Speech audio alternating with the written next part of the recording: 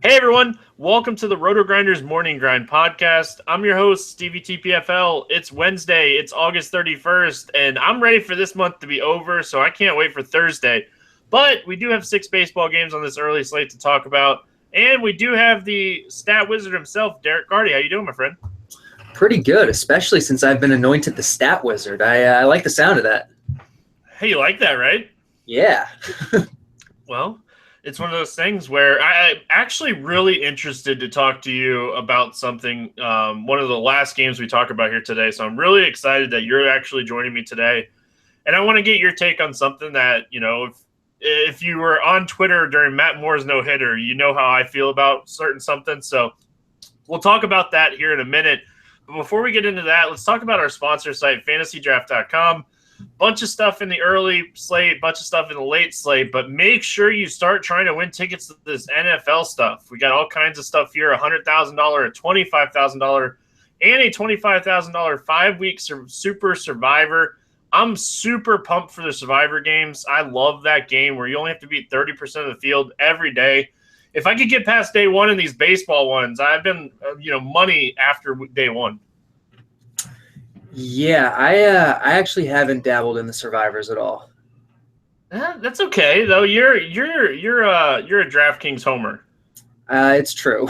Let's just be honest for a second. So I think everybody knows that by now. But if you guys haven't checked out fantasydraft.com, use promo code Grinders. Get in and make sure you get that promo code in so you get incentives here at Roto Grinders for Fantasy Draft for free for a year. Let's start it off. We have the White Sox and the Detroit Tigers. Chris Sale, Justin Verlander, pretty good pitchers here. Yeah, some very good pitchers. I have very little interest in Sale. Verlander, I think, is the top option. I don't think it's really much of a question that Verlander is the top option today, but I don't think I'm spending on him. He's a little more expensive than I would want in a matchup that's just – it's not quite elite in my mind. Like the White Sox, yeah, they're a mediocre offense, but they're really not a very strikeout-heavy team these days, and they're very right-handed, which doesn't play well into Verlander's reverse platoon splits. And so I like Verlander today, but I don't love him. Did you just say reverse splits? I did. So maybe I should clarify, because I've gone on record many times saying reverse splits don't exist. They don't exist for hitters. For pitchers, in rare cases, they do. There's like 10 major league pitchers right now with legitimate reverse platoon splits. And Verlander is, I think, the most extreme among them. Yeah, see, I definitely, when I pitched, I didn't have reverse splits. I had a two-seam fastball that moved back to right-handed batters, so I was good against righties, and lefties hit me really hard to left field. That is generally what happens with two-seam fastballs. Yeah, Sale, he's priced up. It's just a tough matchup. It's Detroit. It's a Detroit day game if you believe in that narrative, and you believe that – maybe they bounced out of their little mini slump here, and they got it going again on Tuesday night. I don't see paying up for Sale on this slate. I'm with you. Yeah, I definitely don't. Especially, Sale's a lefty, and Detroit has so many good right-handed bats that it's not an ideal spot for him. Do you like any of these Tiger bats here? I kind of do, because of how cheap some of them are. Like Miguel Cabrera is 3,100 on DraftKings. He's 6,000 on Fantasy Draft. That's just too cheap for Cabrera. He has the platoon advantage against Sale. He has the whole day game thing working for him if you buy into that type of thing. So, yeah, he's actually a really good punt in my mind. Yeah, I think it's more than just him, though. You're getting JD Martinez at a discount.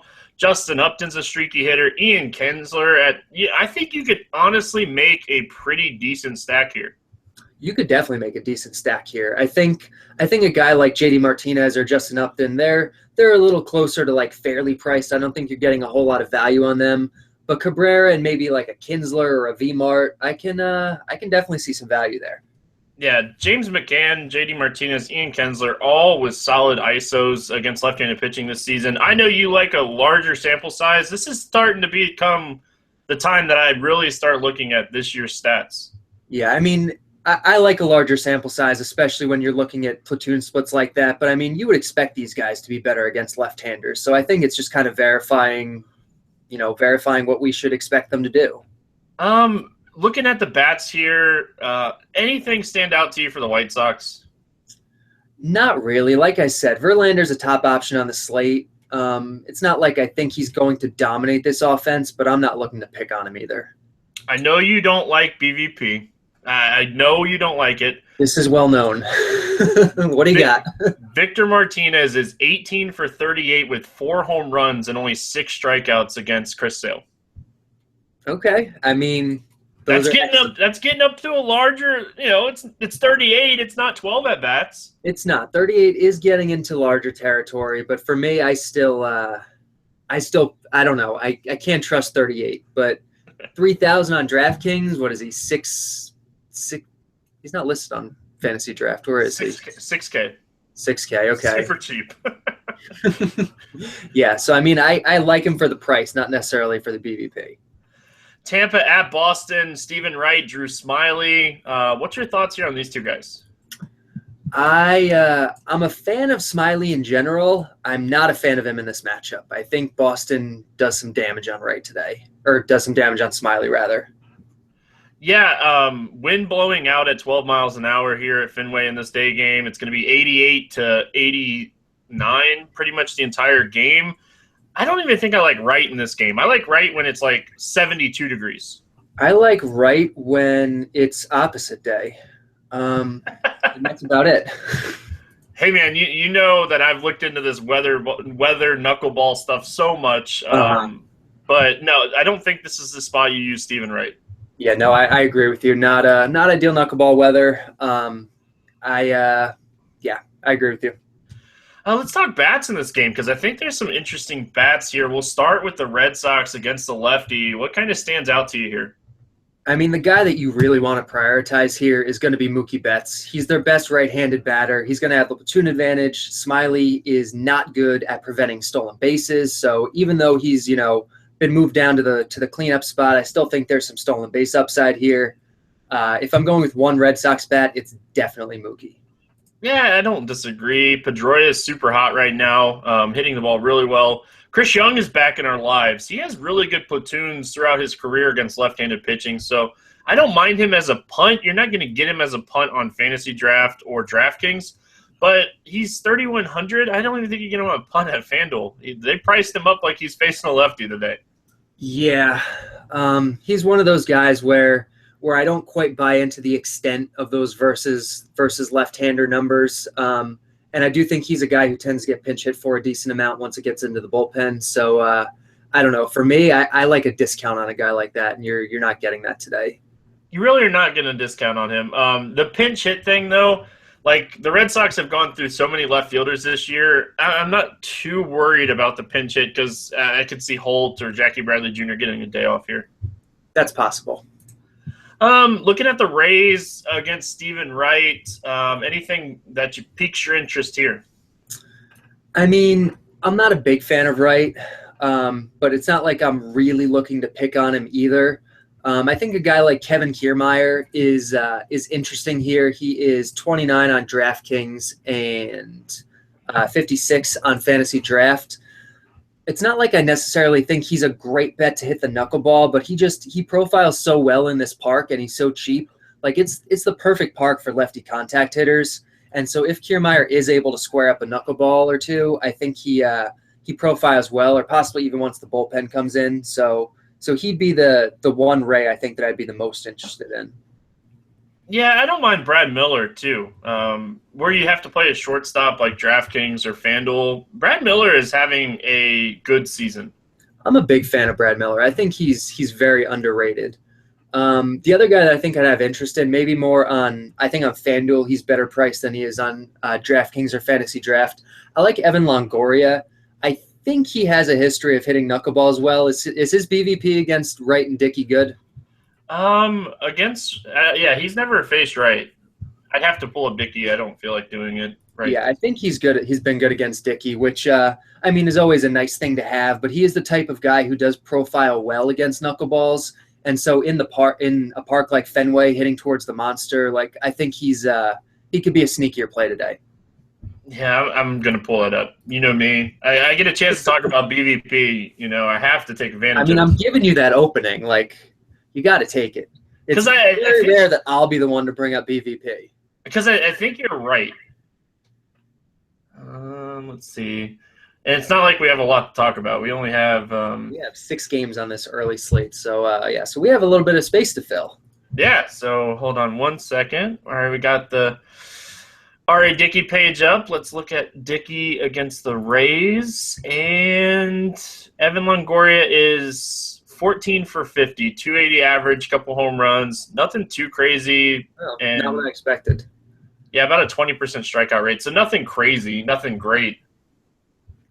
Well, I still think he's pretty well priced on FanDuel. And, I mean, like I've always said, I'm not big on BVP. It's nice if it's there, especially against a knuckleballer. But, I mean, that's not the kind of BVP that would dissuade you anyway. So No, for sure. Seattle at Texas, Felix Hernandez, Martin Perez. I think the biggest thing here is Nelson Cruz dealing with a hand. And, man, like if he's out of the lineup, we've seen Seattle here. And the problem with Seattle on Tuesday night was Cole Hamels just couldn't throw strikes. Yeah. That was an issue. Like, I'll sum it up as easy as that. He just could not find his rhythm tonight. The most frustrating thing about that was I really liked O'Malley and Ketel Marte, and I think they both got on first base like twice against him, and neither one stole a base, even though Hamels is the easiest guy in the world to steal a base on. And then Kyle Seager randomly steals one, and it's like, come on. Not the 2-speed guys, Kyle Seager. Yeah, exactly. What's your interest levels here in Felix Hernandez?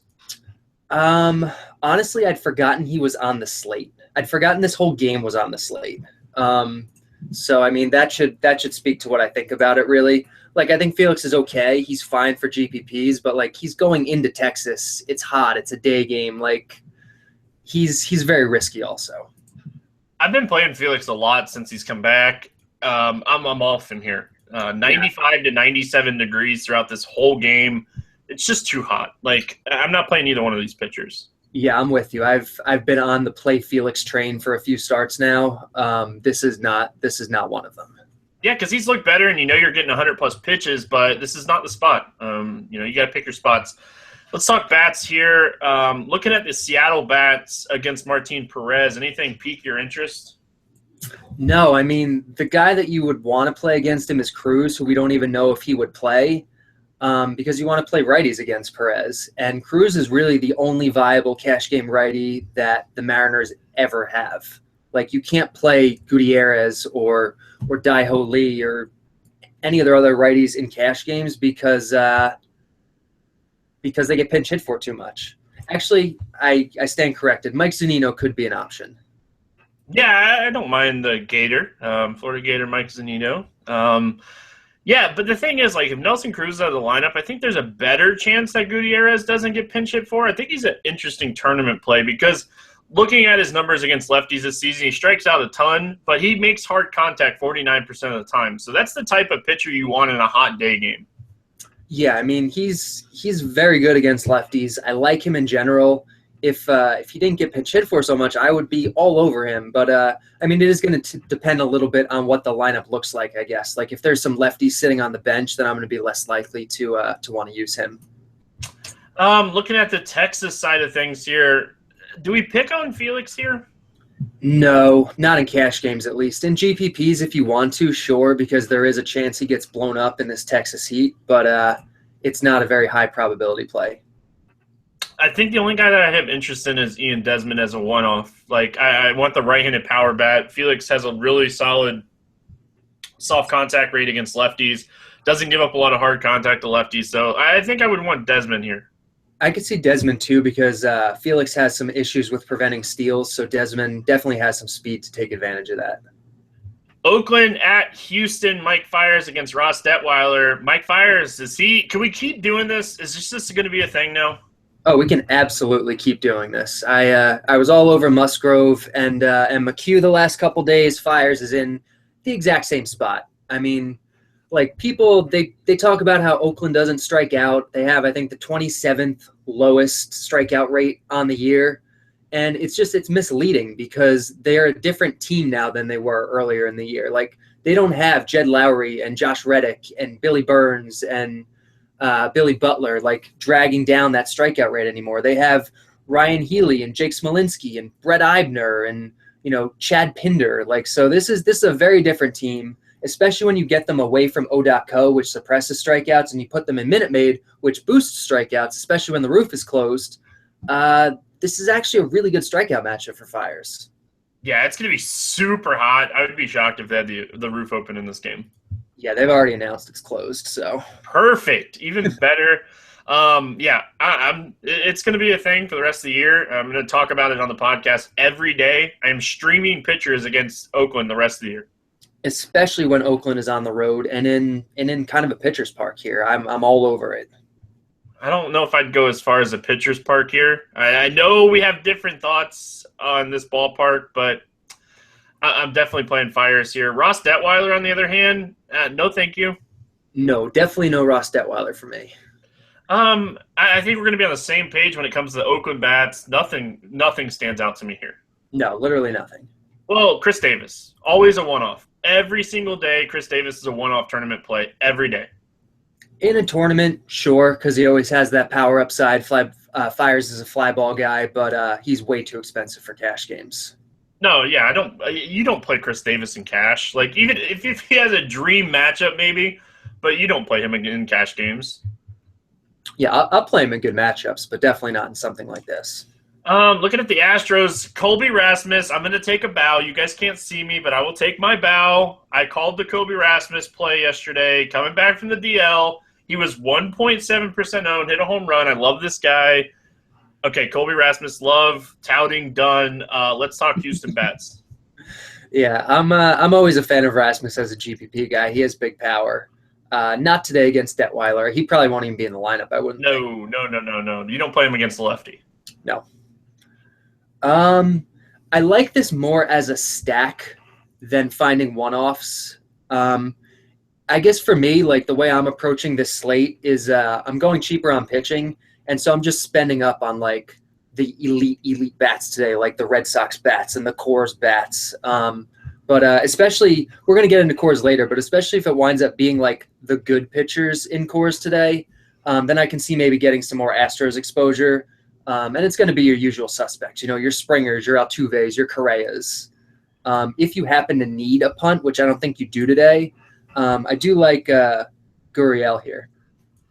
Yeah, I don't mind him. I don't mind Bregman where he's cheap, but that's the problem. He's just not cheap anymore. No, he's not. I used to love Bregman when he was cheap, and now that's kind of Gurriel's role now. Like he's under 3K on DraftKings, he's under 6 on Fantasy Draft, and he's a very talented hitter.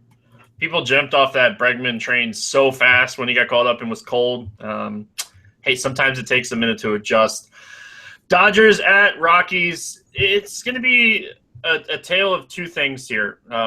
Right now, we don't know which pitcher is going to start. So first we're going to talk Tyler Anderson, Rich Hill. I expressed my feelings about Rich Hill and Tyler Anderson yesterday. I like Anderson, especially if it's the same lineup with Corey Seager out of the lineup, Gonzalez getting the first game off.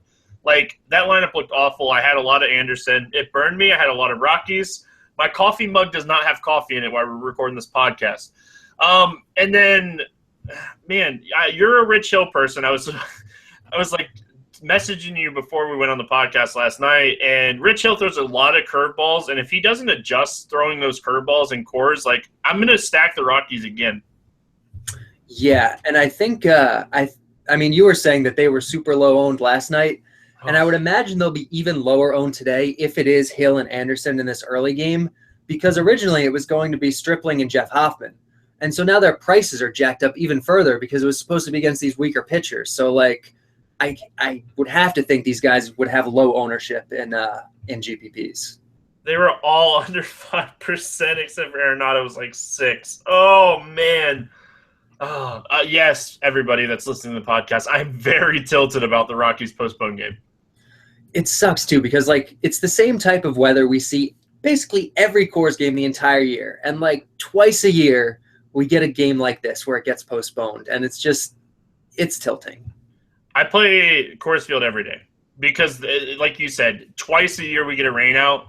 And I just don't even look at the weather in Coors because it's the same forecast every day. Yeah, exactly. So, I mean, you play it, and on days like this, you tilt it because, you have to play it. It's just the way it is.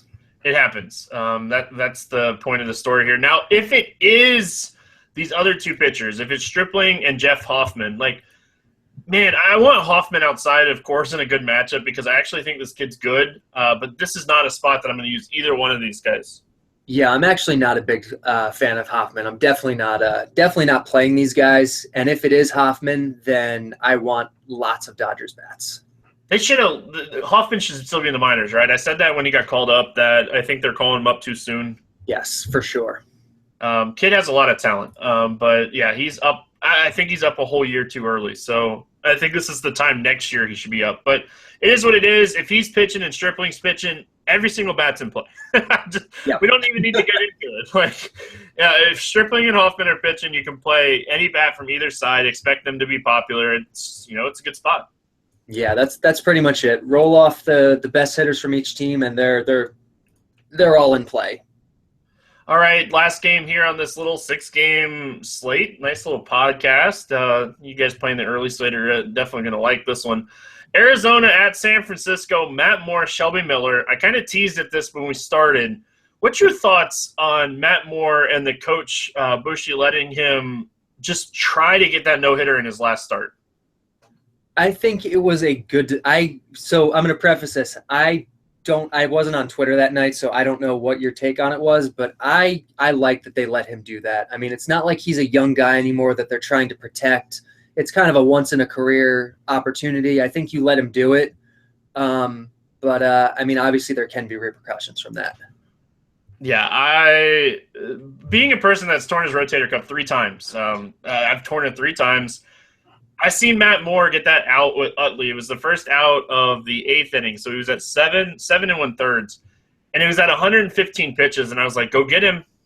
And I think what did he end up throwing? Like 130 something. Wow, was it really that high? Yeah, it was. Hold on, I'm pulling it up now because it tilted me so much as a guy that has pitched and knowing that he's coming off of Tommy John. I was extremely tilted on Twitter. I don't care what anybody says. I was losing my mind. He threw 133 pitches. And I actually kind of like him today, and so that worries me. I didn't realize it was that high. Oh, he pitched. He did that on the 25th. I'm stacking so many Arizona stacks against him today. Shoot. Like that worries you, right? Like 133 pitches. I haven't run the numbers on that type of thing yet, but I mean, there's definitely going to be something to it that he's going to lose a little bit of effectiveness because of that. You think 40 bullpen pitches before the game, 5 to 7 in between innings, like you're looking at 200, like not game pitches, but 200 pitches in one day. That's a very lot of pitches. Yeah. And then Shelby Miller is back in our lives. If you didn't know, Shelby Miller is back in our lives, and Shelby Miller is just not good at baseball anymore. He's not. I mean, he was overrated to begin with. Like, I was all over Twitter when they traded for him saying what a terrible move it was. And looky here, it was a terrible move. The Diamondbacks GM does not understand what Sierra is. He went out and got Greinke and Miller. He doesn't understand what context is either. Like, Miller was in a great situation with the Braves. Like, we think of the Braves as a bad team, and yes, they are. But he was throwing to a great catcher. He was in a great park. Like, he had a lot working for him. I think he had a good defense that year. I think Simmons was behind him still. Like, it's just, I don't know. It was a terrible move. But if you're Arizona, like, you play in Chase Field, your primary catcher is Wellington Castillo. Like, pitchers that you acquire are going to take a hit. But I don't know. It wasn't a good situation for Shelby. Let's talk bats in this game. Brandon Belt on DraftKings and Fantasy Draft really stands out to me at his price. I really like this matchup for him against Shelby Miller.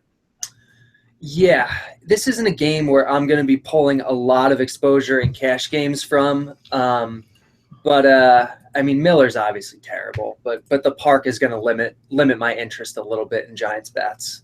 Yeah, even a day game in San Francisco, it's still only going to be 64 degrees. It's crazy. Like, those Bay Area games are always so low. And this time of year, every other game's like over 80 or 90. Like we're starting to get away from it a little bit now that we're going into September, but it's pretty crazy just how stark the difference is between San Francisco and Oakland and like everywhere else. Yeah, these nights of 300 plus fantasy points winning tournaments, I think, are going to start slowing down now that we're getting into the cooler months. Yeah, you mentioned not going here too crazy in cash games. On a site like Fantasy Draft, where you can play multiple first basemen, I would not mind playing Belt in cash. I would have a lot more interest in him on Fantasy Draft where you're not limited. Like first base is such a deep position, and like I said earlier, like I love the price on Miguel Cabrera, but where you're not restricted by first base on Fantasy Draft, then I would have more interest in Belt. What's your thoughts on Crawford being so cheap here? I think he's interesting. He's very cheap. I think he has a pretty good price on FanDuel too. So he might be one of the primary guys I would have interest in here. He's been hitting in that 4 spot too. It's been so interesting to see him. Like he definitely has the pop, but like it's just interesting to see a guy like him in the 4 spot. For sure. He's. He was buried in the order for so long, and so it is nice to see him finally get a decent spot. Arizona bats here. I don't think you try to play one-offs. I think you stack them. You hope that, Moore just throwing a bunch of pitches in his last start. He's just not right in this start. And I just think that's how you approach it. I definitely think that's the way to approach it. I was really tempted by Moore in cash games. I think absolutely in GPPs, he's going to be a guy that you should be playing because if people are all thinking he's going to get rocked, and he doesn't, even if it's a small drop-off, if it's not a huge drop-off, if it's a small one, the matchup here is still really good. Like, yes, Arizona has a bunch of right-handed bats, but they still strike out a lot. They're still taking a big park hit. Moore is hopefully going to be throwing to Posey unless he gets the day off. So, I kind of like Moore's upside here if that, failed no-hitter attempt doesn't get to him. The only thing, playing devil's advocate here, the only thing I worry about upside-wise, how many pitches do we legitimately think he's going to be out there for today? Even if he throws 100, I think he throws a good game. Okay. All right. Yeah, I can get behind it. I like the Arizona side. I won't play Moore here on today. You got to take a stand somewhere on a 6-game slate. And I'm taking it with the Arizona bats. I mentioned on Twitter that night, I was like, next start, if Moore doesn't get pushed to start, I'm stacking against him. I'm going to stick by my words here. I don't dislike it in GPPs at all. All right. 6 games that's a breeze, man. Goes by so quickly, yeah. I still have some coffee in my coffee mug. Everybody knows I'm drinking coffee. Let's play some home run derby. It's a small slate and no Coors Field, so we really narrow it down to 5 games here. Yeah, this is going to be interesting. Okay, so only 5 games here. I'm going to go with this is kind of tough. All right, I'm gonna go with a random one for my first one. I'm gonna go with Evan Gattis. That is definitely random. It is not who I thought you were gonna take, so I'm gonna take him. I'm going Mookie Betts. I like Mookie Betts more as an overall play rather than for home runs, but I do think he has very good home run upside today. You know who I'm really tempted to take here? But I don't think I can. I'm tempted to take Nelson Cruz, but I don't want a 0 if he doesn't play. I don't want to have 0 chance of it happening. Yeah, All right, I'll take George Springer. Nice, that's who I was going to take. Man, now I got to relook at this real quick. That's definitely who I was going to take, by the way. I like Fires here, but I'm going to go Chris Davis with a K. Oh, that's what I was looking at. All right. I was between him and Evan Longoria, so I will take Longoria. You ready for the most random home run call? I'm ready for it. What do you got? Ricky Weeks Jr. That is a random home run call, but not completely outlandish today. Dude, Ricky Weeks has been a guy that I've played a ton, and now that his price is up, nobody's going to play him.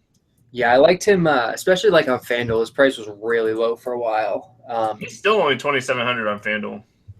Yeah, that's not bad. I think he was 22 for forever though, right? Tomas 2,900. Ah, man, this Diamondback stack is just going to work for me today. At the end of the day, if you had to pick one pitcher not named Verlander, Sale, or Hernandez to pick up a win, I think we're going to actually agree on this one. Who do you have to win here? I think it's gonna be Mike Fiers. Yeah, I'm not even going to try to pick a second person. If you're going cheap today, I think it's Fiers. Yeah, it definitely is. Well, any final thoughts on this little slate here? No, I'm very conflicted now because I wanted to save money with Moore, and you might have talked me off him. So I'm going to need to reevaluate a little bit, I think. I worry a little bit. Like There's reason to worry. There is. And the thing is, like, you get Fiers for $600 less. I think that's where I'm going to end up. Yeah, I was looking at pairing the two of them on DraftKings and Draft. So, so I don't know. Maybe you have to spend up for Verlander. I don't know. Maybe go Verlander, Fiers, and plug in some of the Detroit cheap bats, and then get your exposure where you need it. Yeah, it's definitely a way to go. All right, well, that's going to wrap it up here for the Wednesday edition of the Morning Grind podcast. If you're looking for late game analysis, Dan Bach will have that on the Fantasy Fix podcast here today. So make sure you guys check that out. We'll be back on Thursday with your DFS Almanac. Dean78904 will be joining us then. Derek, thank you so much for joining us, and good luck in your contest today, and we'll see you again tomorrow.